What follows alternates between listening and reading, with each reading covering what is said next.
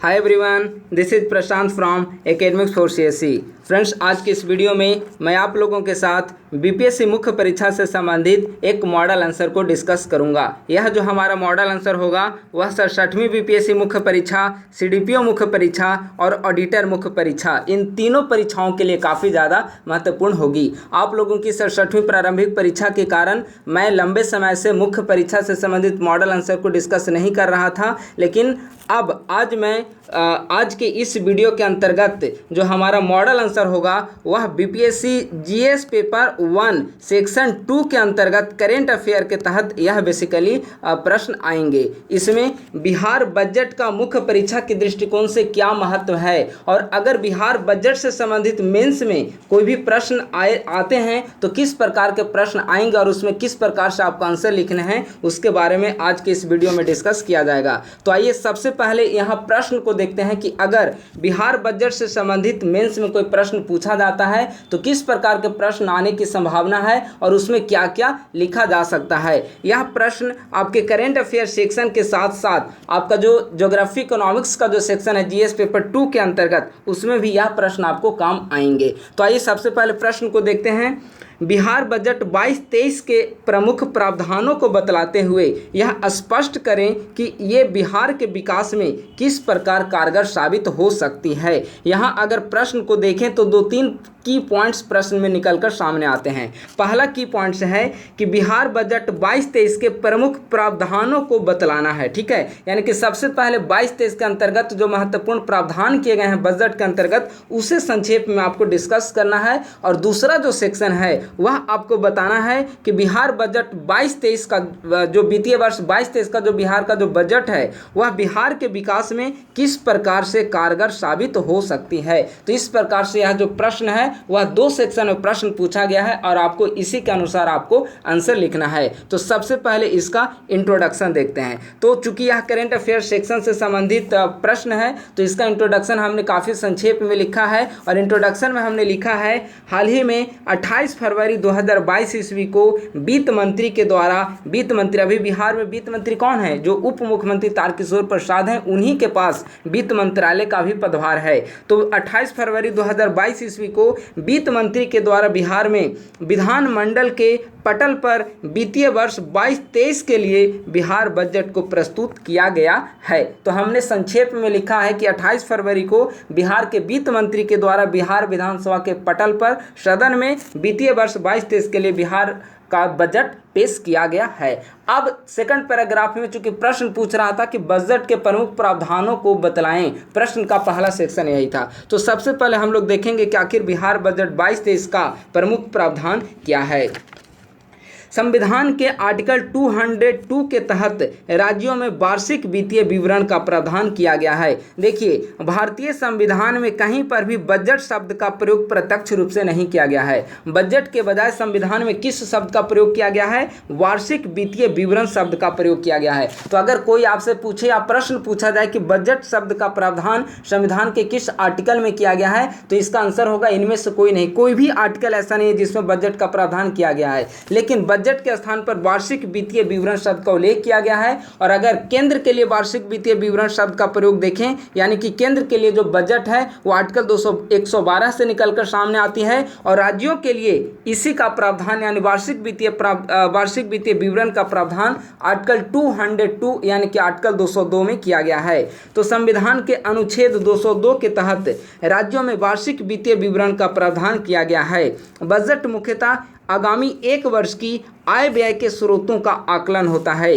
वित्तीय वर्ष 22-23 के लिए बिहार का बजट अनुमान 2,37,691.19 करोड़ रुपये हैं, जो विगत वित्तीय वर्ष 21-22 की तुलना में 19,388 करोड़ रुपये ज़्यादा हैं। यानी कि इस बार का जो 22-23 के लिए जो बिहार का जो बजट है वह 2,37,691.19 करोड़ रुपये का हमारा बजट है। तो यह हो गया संविधान जो बजट से संबंधित महत्वपूर्ण संवैधानिक प्रावधान। बजट की परिभाषा क्या है और इस बार का जो बजट पेश किया गया है उसका कुल आकार, बजट का आकार क्या है।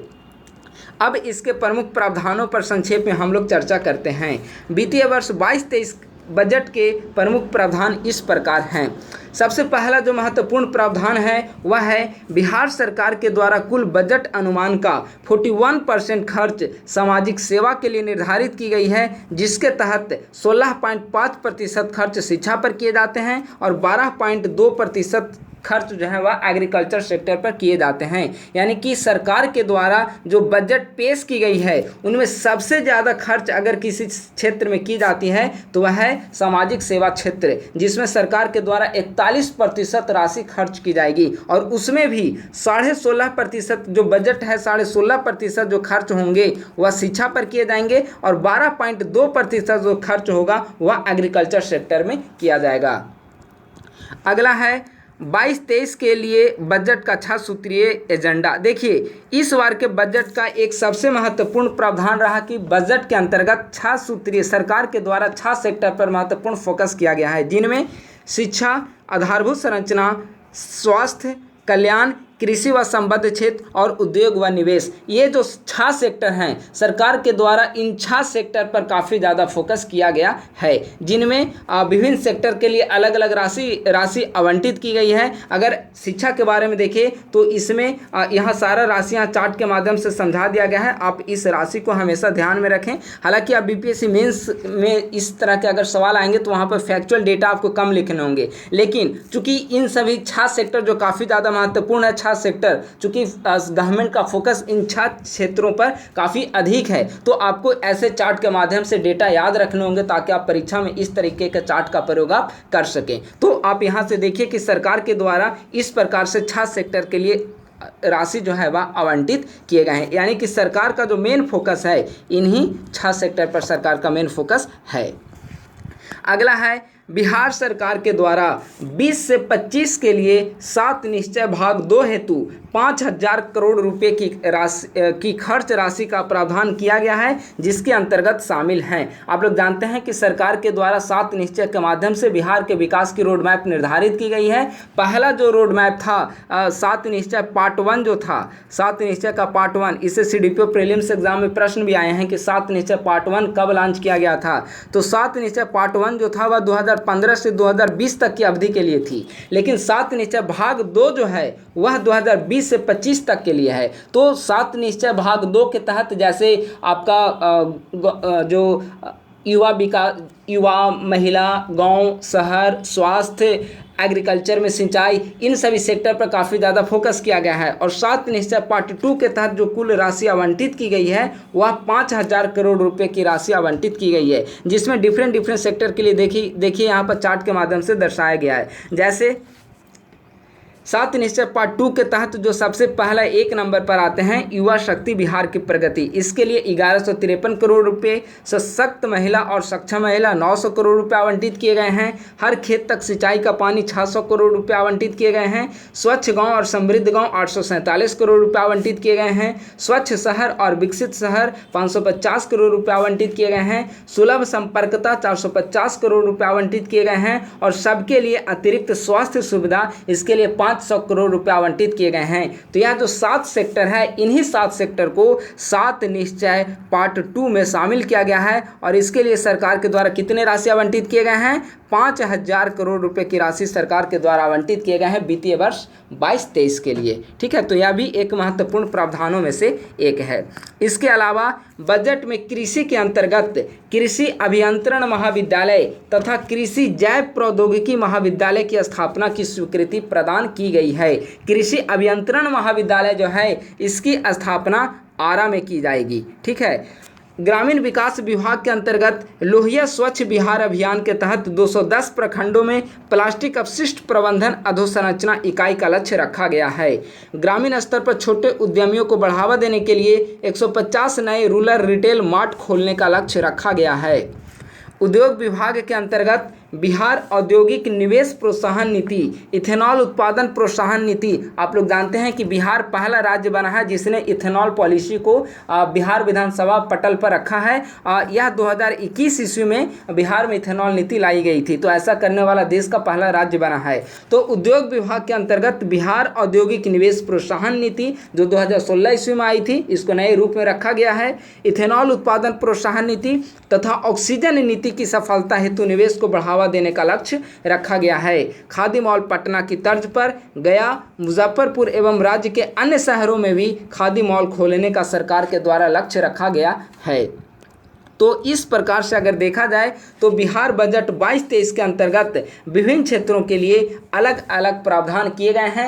एग्रीकल्चर सेक्टर के लिए अलग यहाँ पर प्रावधान किया गया है, एजुकेशन सेक्टर के लिए अलग प्रावधान किया गया है। 7 निश्चय पार्ट 2 के अंतर्गत जो भी 7 सेक्टर आते हैं, चाहे युवाओं का विकास हो, महिलाओं का विकास हो, गाँव का विकास हो, शहरों का विकास हो, सुलभ संपर्कता को बढ़ावा देना हो, हेल्थ को प्रमोट करना हो, या फिर एग्रीकल्चर क्षेत्र में इरिगेशन को, सिंचाई सुविधा को बढ़ावा देना हो, ये जो 7 सेक्टर हैं 7 निश्चय पार्ट 2 में आते हैं और इन सभी के लिए सरकार के द्वारा अलग अलग से राशि आवंटित की गई है। तो कई सेक्टर हैं, वहां पर सरकार के द्वारा अलग अलग प्रावधान विभिन्न क्षेत्रों के डेवलपमेंट के लिए की गई है। और इन सभी का अगर समग्र ओवरऑल अगर थीम देखा जाए तो एकमात्र उद्देश्य सरकार का है बिहार का डेवलपमेंट करना और बिहार का विकास करना। ये जो सारे प्रावधान किए गए हैं वे बिहार के विकास में निम्न रूप से मददगार साबित हो सकते हैं और बिहार का औद्योगिक विकास निम्नलिखित रूपों में हो सकता है या संभव है।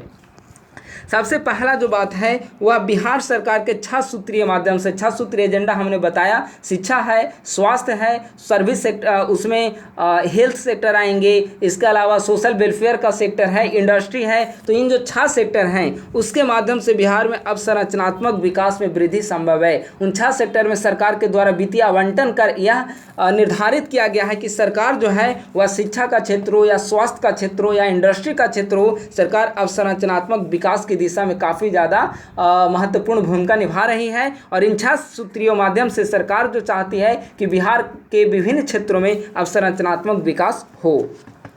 शिक्षण गतिविधियों में वृद्धि, स्वास्थ्य सुविधाओं का विकास, आधारभूत संरचनाओं आदि के कारण समाज का बहुमुखी विकास संभव है। जैसे एग्जाम्पल के लिए मैं एक एग्जाम्पल से आपको बताता हूँ। जैसे 6 सूत्रीय एजेंडा में एक सरकार का एक महत्वपूर्ण एजेंडा है सुलभ संपर्कता। और सुलभ संपर्कता का मतलब है सुलभ संपर्कता, इसका मतलब है कि बिहार के एक क्षेत्र से दूसरे क्षेत्रों के मध्य या एक स्थान से दूसरे स्थान के मध्य, एक जिले से दूसरे जिलों के मध्य का जो कनेक्टिविटी होगी उसे काफ़ी ज़्यादा सुलभ बनाना। और इसके लिए क्या किया जाएगा, गवर्नमेंट के द्वारा सड़क निर्माण का कार्य किया जाएगा, इंफ्रास्ट्रक्चर बिल्डिंग की जाएगी। और इंफ्रास्ट्रक्चर बिल्डिंग होगी तो निस्संदेह वह औद्योगिक विकास की दिशा में भी कारगर साबित होगी। तो इन सब से बिहार का विकास जो है वह संभव है, समाज का बहुमुखी विकास संभव है। बिहार सरकार का 7 निश्चय कार्यक्रम युवाओं व महिलाओं को कौशलयुक्त एवं अधिकार प्रदान करने से संबंधित है। इसके कारण स्वरोजगार में वृद्धि संभव होगी। आपने देखा होगा कि 7 निश्चय पार्ट 2 में युवाओं और महिलाओं के विकास पर काफ़ी ज़्यादा फोकस किया गया है। युवा शक्ति की चर्चा की गई है, महिलाओं के डेवलपमेंट की चर्चा की गई है। और अगर महिलाएं और युवाएं किसी भी राज्य में सशक्त होंगी तो निस्संदेह वह राज्य होगा वह काफ़ी ज़्यादा औद्योगिक दृष्टि से भी विकसित करेगा और सामाजिक क्षेत्र के तत्व वहाँ विभिन्न सेक्टर में काफ़ी ज़्यादा डेवलपमेंट होगी और स्वरोजगार के वहाँ पर माध्यम विकसित होंगे। युवाओं को अगर कौशल विकास दिए जाएंगे, महिलाओं को स्किल्ड डेवलपमेंट प्रदान की जाएगी तो निस्संदेह स्वरोजगार के जो क्षेत्र हैं वो वहाँ पर खुलते चले जाएंगे। कृषि एवं संबद्ध क्षेत्र में विभिन्न महाविद्यालयों को स्थापित करने से आधुनिक कृषि को बढ़ावा मिलेगा। जैविक कृषि का विकल्प भी कृषि उद्योग के लिए लाभप्रद होगी। अभी हमने ऊपर हमने डिस्कस किया था कि 2 महत्वपूर्ण कृषि क्षेत्र में सरकार के द्वारा महाविद्यालय स्थापित करने की दिशा में प्रयास किया जा रहा है, जिनमें से एक आरा में स्थापित किया जाएगा अभियंत्रण महाविद्यालय और एक की स्थापना पटना में की जाएगी जैव प्रौद्योगिकी विश्वविद्यालय। तो इनसे कहीं ना कहीं कृषि उद्योग के लिए लाभदायी साबित होंगे। और आधुनिक दृष्टि से यहाँ पर जब कृषि के क्षेत्र में रिसर्च वगैरह किया जाएगा तो आधुनिक दृष्टि से एग्रीकल्चर करना संभव होगा और बिहार का कृषिगत विकास भी हो सकेगा। इसके अलावा जैविक कृषि का जो मार्ग है वह इसके जरिए काफ़ी बड़े स्तर पर, व्यापक स्तर पर देखने को मिलेगा। सरकार के द्वारा सामाजिक कल्याण के तहत शिक्षा, स्वास्थ्य आदि क्षेत्रों में व्यापक स्तर पर निवेश से शिक्षित एवं कौशल युक्त मानव श्रम तैयार हो सकते हैं, जो बिहार की अर्थव्यवस्था के मुख्य इंजन की भांति कार्य करेंगे। क्योंकि सरकार का जो मुख्य फोकस है, हमने अभी बताया कि सरकार का जो कुल बजट राशि है, कुल बजट राशि का 41% जो खर्च है वह सोशल वेलफेयर, सामाजिक सेवा के क्षेत्र में सरकार के द्वारा खर्च की जाएगी। और जब सामाजिक क्षेत्र का क्या मतलब होता है? सामाजिक क्षेत्र का मतलब होता है एजुकेशन, सामाजिक क्षेत्र का मतलब होता है हेल्थ, सामाजिक क्षेत्र का मतलब होता है इंफ्रास्ट्रक्चर डेवलपमेंट, सामाजिक क्षेत्र का मतलब होता है कृषि के आधारभूत अवसंरचनाओं का विकास। तो अगर इन सभी क्षेत्रों का डेवलपमेंट होगा तो निस्संदेह बिहार में एक कौशल युक्त मानव श्रम तैयार हो सकेगा, शिक्षित मानव श्रम तैयार हो सकेगा, जो कि बिहार के विकास की एक इंजन, बिहार के विकास की, औद्योगिक विकास की एक रीढ़ बनेगी और बिहार का औद्योगिक विकास हो सकेगा, बिहार का डेवलपमेंट हो सकेगा। तो इस प्रकार से बिहार के बजट के जो कई सारे प्रावधान किए गए हैं वह बिहार के औद्योगिक विकास की दिशा में महत्वपूर्ण साबित हो सकते हैं। निष्कर्षतः यह कहा जा सकता है कि बिहार सरकार का बजट 22-23 सामाजिक न्याय एवं समतामूलक समाज को स्थापित करने की दिशा में एक महत्वपूर्ण कदम है।